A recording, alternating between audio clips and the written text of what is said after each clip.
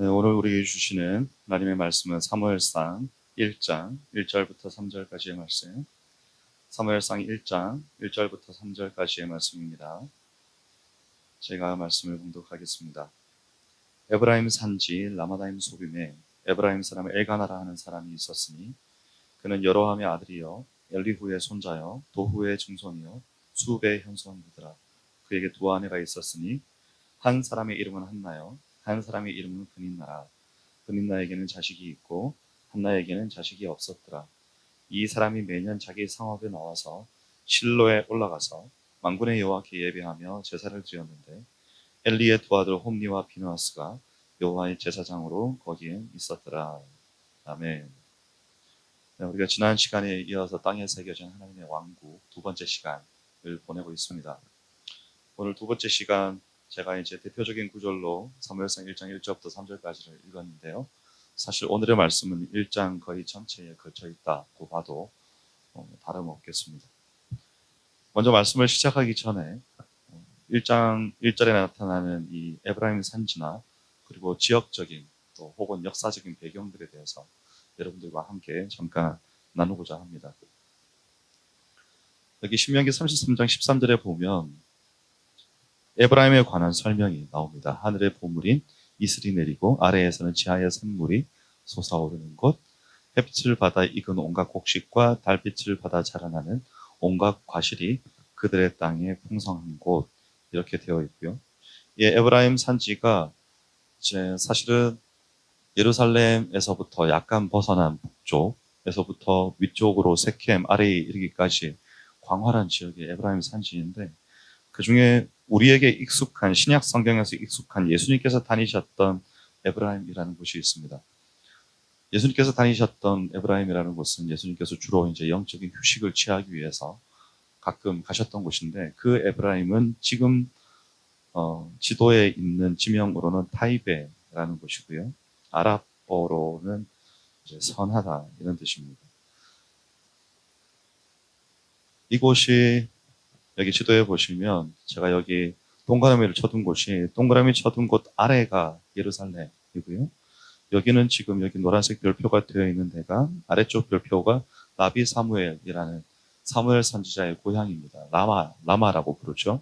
오늘 말씀에 나와 있는 라마다임 소빔이라고도 하고요. 여기에서부터 여러분 눈에 보이는 이 60번 도로를 타고 북쪽으로 올라가는데 이건 현대의 도로입니다. 여기에서 나비 사무엘 선지자의 고향으로부터 남으로부터 북쪽으로 대략 골짜기를 따라 이동을 하다 보면 이제 3분의 1 정도 갔을 때 오른쪽에 무쿠마스라고, 여기가 믹마스입니다. 믹마스. 성경에 나오죠. 저기 그 요나단 왕자가 이제 게바와 거기 믹마스 사이에 서로 진치고 있다가 블레셋 군대의 진영으로 바위를 타고 기어 올라갔던 곳이 믹마스예요. 여기서 또 중간쯤 가다 보면 베델이 나옵니다. 그리고 베델에서 또 위로 중간쯤 가다 보면 오른편으로 여기 이제 지명은 여기가 아니고요. 여기가 실로입니다. 실로. 네. 맞을 것 같아요. 여기 엘리가 여기 있고 여기가 실로네요. 여기는 다른 장소입니다. 네. 그래서 지금 여기 라마 여기에서부터 여기 실로 여기까지 이 길이가 이제 지금 볼 때는 약 한 32km 정도 된다고 보는 거죠. 그래서 이 길은 이제 왕복했던 것이다라고 되어 있고 성막은 여기에 있었던 겁니다. 실로에. 여기서 계속 넘어가 보면 나비 사무엘 선지자의 고향을 이제 여기 구글 지도에서 위에서부터 내려다 본 건데요. 여기는 지금 유적지입니다. 그 당시에 이제 터들이 좀 남아 있고, 그리고 사무엘 선지자의 고향에서부터 이렇게 내려다 보면 여기에 조그만하게 기브온이라고 보이실 거예요. 기브온 거민의 땅이 여기 있었죠. 여호수아 때에 이렇게 그 거짓 말을 해서 화친을 맺었던 기브온 족속들의 땅이 여기 있습니다. 그리고 여기를 이제 조금 더, 여기는 실로를 제가 비춰놨네요. 좀 더 자세히 들여다보면 여기가 나비 사무엘이라고 사무엘 선지자의 고향에 세워져 있는 건물인데요. 여기 위에 세운 건물은 현대에 지은 건물이고 그 옆에 이 터들이 그 당시의 터들입니다. 그래서 이제 살았던 당시에. 그리고 위에서 내려다 보면 이 사무엘 선지자의 고향에서부터 쭉 둘러보면 주위의 땅들이 이렇게 보였었고요. 그래서 이렇게 솟아있는 곳들, 주로 이제 이스라엘 백성들은 특히 현대 유대인들도 이렇게 높이 솟아있는 곳에 이제 도시를 건설하고 거기에서부터 확장해 나가는 방식인데, 왜 그런가 하면 일단은 전망대로서 망대로서의 역할도 하고요. 사람들을 보고 또 주위의 지형을 관찰하고 저기 오는 것을 경계하고 이런 것도 있고, 그것이 똑같은 의미의 현대에서도 적용이 되는 게, 현대에서도 팔레스타인 사람들로부터 유대인들이 항상 공격을 받기 때문에 도시를 산 꼭대기에다 건설하고, 그리고 누군가가 오면 이제 방벽을 둘러쳐서 성처럼 만들어 놓고 대비를 하는 거죠. 그래서 이 당시에도 아마 이렇게 높은 곳에 성읍을 건설해 놓고 있었을 것 같아요. 그 다음에 이제 실로를 한번 보겠습니다. 좀 전에 아까 구글 지도로 돌아가서 실로를 보면요. 여기가 아까 처음에 봤던 지도에서 제일 북쪽 끝에 있었던 실로인데요. 여기 오른편에 있는 거는 이제 현대 도시입니다. 그리고 앞에 텔이 붙어 있는 게 텔이 언덕이라는 말인데, 이 텔이 이제 고대 지명들을 말할 때 텔 실로, 텔 아비브, 뭐 이런 식으로 텔 브엘세바 이렇게 다 표시가 됩니다. 여기 보면 여기서부터 여기까지의 이 지형으로 이제 옛날 실로가 이만큼이었다는 거죠. 그러니까 아주 작았습니다. 그죠? 현대 실로도 이만큼밖에 안 되니까 여기에 이제 꼭대기에 성막이 있고 옆에 사람들이 둘러서 살고 있는 지형이었는데요. 좀 자세히 가서 한번 보면 이제 좀 전에 있었던 그 실로를 올라가 보면, 내려다 보면 이렇게 생긴 거죠. 사람들이 살았던 터들이 이제 다 발굴이 되어서 이게 그 당시에 사람들이 살았던 터들입니다. 그러니까 계속 밑으로 들어가는 거죠. 이 당시에는 전쟁을 해서 지게 되면 이제 이긴 사람들이 와서 도시를 무너뜨리고 불을 지르고, 무너진 도시, 불을 질러서 도시가 무너지면 그 도시를 덮고 그 위에다 다시 또 도시를 건설하고 그렇게 되어 있기 때문에, 도시를 발굴할 때는 지금은 이제 계속 아래로 파 들어가는 거죠. 파 들어가면 들어갈수록 더욱더 고대의 도시가 나오는 겁니다. 이건 이제 그 당시에, 그러니까 지금으로부터 아마 2000년 전의 유적입니다. 이거는. 그래서 여기에서 이제 이렇게 흙으로 구분이 되어 있는 곳들은 더 전이겠죠. 2000년 전에 돌로 했다면 그 이전에 이렇게 흙으로 지었을 테니까요. 터를 잡아서. 여기에 가면 이제 기념관 안에 들어가면 이렇게 그 당시의 성막의 모형, 우리가 좀 전에 일부에 때 목사님이 보여주신 사진으로도 봤는데요. 번제단이 있고 물두멍이 있고 그 안에 성소가 있고 성소 안에 휘장 뒤에 지성소가 있고 이렇게 되어 있는 성전의 모형을 이렇게 어두울 때 안에서 볼 수 있도록 해놓은 겁니다. 그리고 실제 실로에서는 이제 이 성전이 있었던 장소 앞에 이렇게 정확히 여기다라고 할 수는 없습니다. 추정하는 거죠. 이제 그 당시에 이런 식으로 벽을 둘러싸아서, 이것이 이제 나중에는 큰 성전이 되는 거고요. 이 당시에 이제 임시로 하나님께서 말씀하시는 대로 이렇게 그대로 옮겨와서 지은 거죠. 여기까지 보고 이제 또 말씀을 계속하면 되겠습니다. 여기는 이제 성전이 있었던 정확한 터 위에 이렇게 표시를 해둔 겁니다. 이건 제가 직접 찍은 사진이고요. 그리고 좀 전에 여러분들이 쭉 보셨던 것들은 지금 가면 볼 수 있습니다. 이 당시에는 제가 갔을 때는 이거밖에 없었어요. 그 이후에 뭘 막 이렇게 지은 거죠. 사람들이 보라고. 자, 여기까지가 실로입니다. 그 전에 봤던 데가 나비 사무엘 선지자의 고향이었고요. 근데 이 에브라임 산지에, 이 에브라임에게 하나님께서 아까 주신 축복들이, 우리가 하늘의 보물인 이슬이 내리고 아래에서는 지하의 샘물이 솟아오르고 햇빛을 받아서 온갖 곡식과 달빛을 받아 자라는 온갖 과실이 땅에 풍성한 이곳, 이 에브라임의 축복을 받았는데, 이 에브라임의 축복을 받은 엘가나 집, 명문가의 사람인 거죠. 왜냐하면 성경에 이렇게 여로함의 아들이여 엘리후의 손자여 도후의 증손이여 수베의 현손이더라 이렇게 족보를 쭉 읊어주는 사람은 아주 대단한 사람이라는 겁니다. 그러니까 이렇게 족보를 다 읊어줬다는 것은 이 사람이 정말 대단한 사람이라는 건데, 이 대단한 사람에게 이제 게다가 또 두 아내가 있었습니다. 그러니까 부유한 집이었다는 거죠. 근데 이렇게 지역, 족보, 조상 이렇게 다 풍요로움, 다복함, 뭔가 평안함, 뭐 부유함 이런 것에 초점이 맞춰져 있다가 이제 갑자기 한나가 자식이 없다는 것으로 내용이 점프를 하는 거죠. 갑자기 나오는 겁니다. 그러면서 우리를 이제 그 한나의 삶 속으로 이 저자가 우리를 데리고 가는 겁니다. 저는 그래서 오늘 우리가 이 말씀의 주제가 전체적으로 땅에 새겨진 하나님의 왕국인데, 그 땅에 새겨진 하나님의 왕국 속에서의 소주제로 오늘은 마음의 절박함, 간절함, 사모함을 소주제로 잡으면 어떨까 합니다. 왜냐하면 오늘 이 한나의 기도에서 나타나는 내용이 그 간절함, 절박함, 사모함이 나타나는 거죠. 그리고 우리의 설교의 제목이, 오늘 여러분들과 나누는 제목이 땅에 새겨진 하나님의 왕국인데, 이 땅에 새겨진 하나님의 왕국이 이 땅에 새겨지고 하나님의 마음이 우리들에게 다가오시는 방식이 뭔가 하면 시편 34편 혹은 시편 51편에 나타나는 마음이 통회하는 자들, 마음이 상한 자들에게 하나님께서 가까이 하시고 그들의 기도를 응답하시고 그들을 구원해 주신다는 내용이 거기에 나타나 있거든요.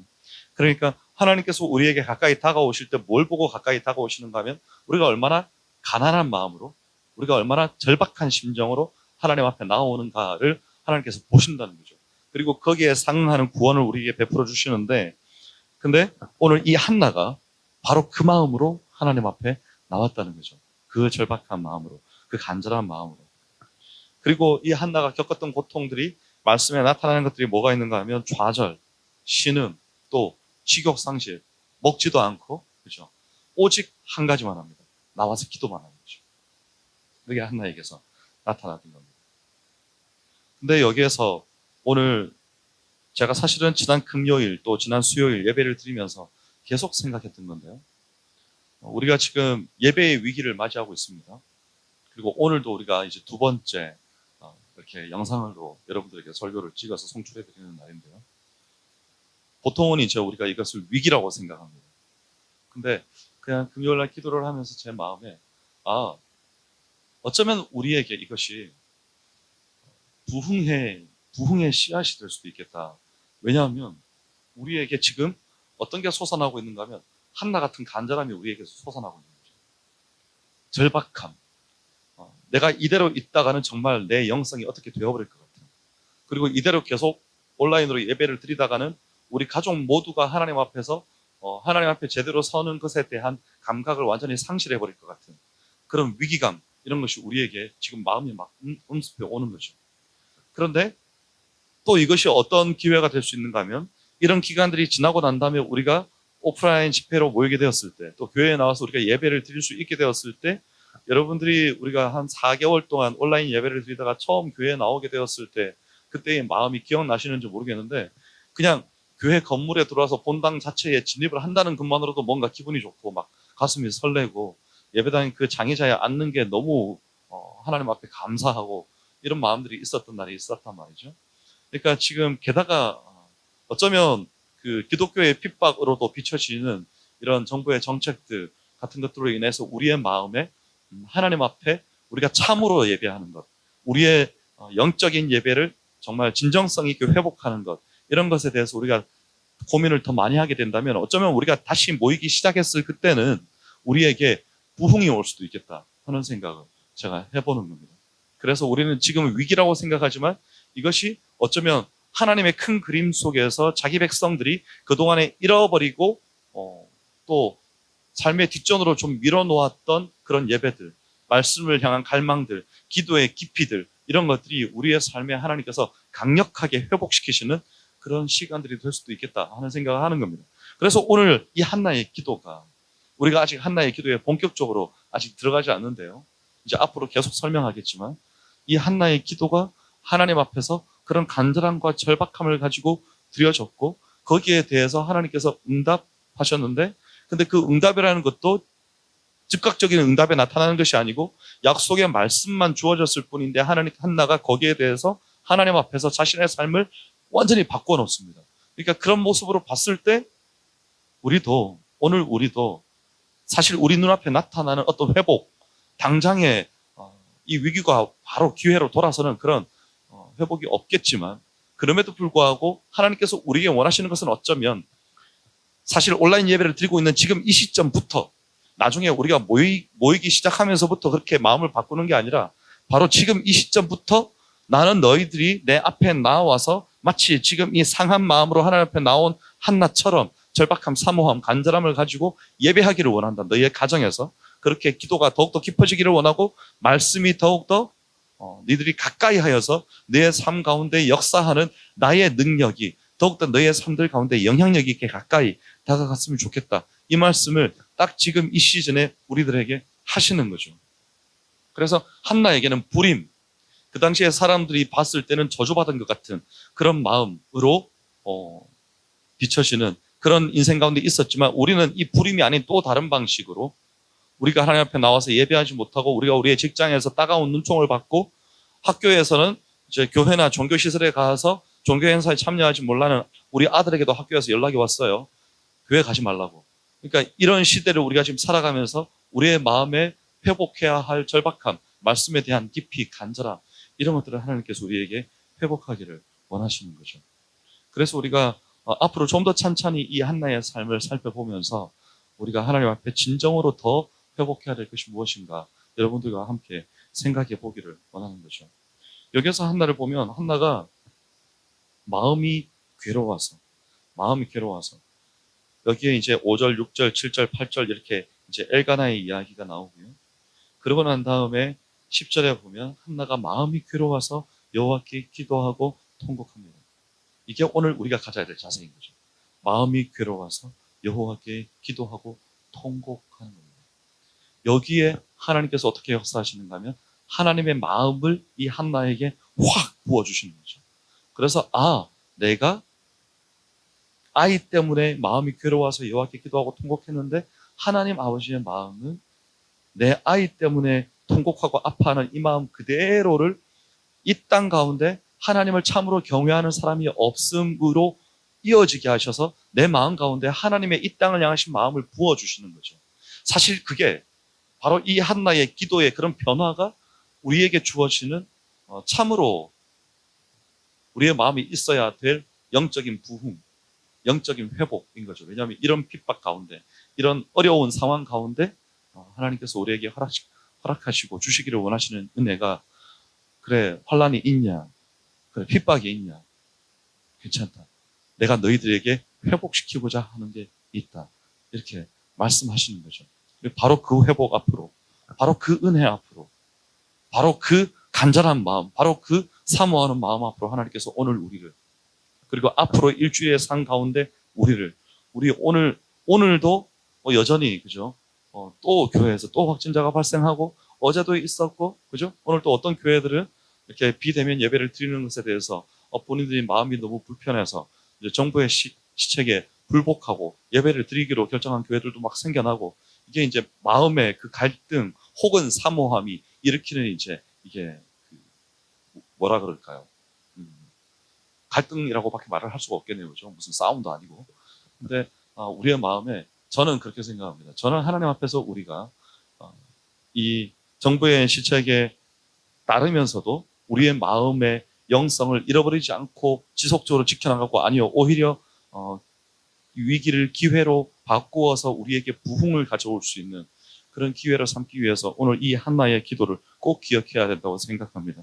마음이 괴로워서 여호와께 기도하고 통곡함으로 내 가정과 내 자녀와 그리고 우리 교회를 향한 이 나라의 정책들, 그리고 온 민족과 열방을 향하신, 지금 온 지구촌이 코로나 때문에 신음하는데 온 민족과 열방을 향하신 하나님의 마음을 내 기도에 담아서, 하나님 이런 마음이셨습니까?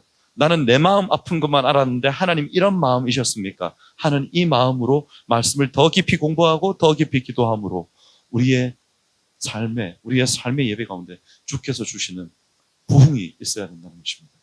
바로 이 일주일의 삶이, 우리 일주일 뒤에 사실 하루 뒤가 어떻게 될지 알 수 없는 상황 가운데 우리가 처해 있습니다. 우리의 이 하루하루의 삶이, 저는 하나님 앞에서 여러분들이 그런 신앙을, 그런 영적인 야성이 있는 그런 삶을 회복하는, 그렇게 말씀과 기도로 회복하는 여러분의 삶이 되시기를 주의 이름으로 축복합니다. 기도하겠습니다. 하나님 감사합니다. 오늘 우리가 사무엘상 1장 말씀으로 함께 나누었습니다. 우리에게 이 한나와 같은 이런 마음이 괴로워서 여호와께 기도하고 통곡함으로 하나님께서 심어주시는 온 민족과 열방을 향하신 그 마음, 그런 통곡, 그런 기도가 우리에게도 오늘 생겨날 수 있기를 원합니다. 그래서 하나님, 우리가 오늘은 나 자신의 직장에만 우리의 시선이 머물러 있을 수도 있지만 주 하나님께서 우리의 기도를, 우리의 말씀을, 우리의 삶을 이끌어 가심으로 하나님 아버지께서 지금 보시고 가슴 아파하시는 이 온 민족과 나라의 상황이 어떤 것인지를 우리에게 부어주심으로 우리도 한나와 같이 처음에는 자기 자신이었지만, 자녀였지만 이제는 온 민족과 열방을 그 가슴에 담고 아파함으로 기도하는 그런 우리의 삶. 그래서 위기 가운데 기회가 되고 우리 가운데 부흥이 사모함으로 이루어지는 우리의 삶이 될 수 있도록, 우리의 예배가 될 수 있도록, 우리 그루트기 공동체가 될 수 있도록 은혜를 베풀어 주시옵소서. 감사드리며 예수님 이름으로 기도하옵나이다. 아멘.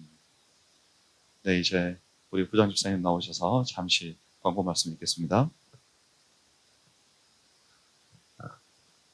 네, 안녕하세요. 그루터기 공동체 정승규입니다.